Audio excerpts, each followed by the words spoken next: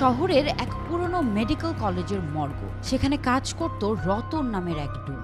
একদিন মাঝরাতে যখন সে একা ডিউটি করছিল, তখন ঘটল এক অদ্ভুত ঘটনা। মর্গের ভেতরের করিডরটা ছিল একদম নিস্তব্ধ। হঠাৎ রতন শুনতে পেল খড়খড় শব্দে একটা স্ট্রেচার মেঝের উপর দিয়ে গড়িয়ে আসছে। সে ভাবল হয়তো অন্য কেউ লাশ নিয়ে আসছে, কিন্তু করিডোরে গিয়ে দেখলো একটা খালি স্ট্রেচার নিজে থেকেই তার দিকে এগিয়ে আসছে। সে ভয় পেয়ে স্ট্রেচারটা এক পাশে সরিয়ে দিল।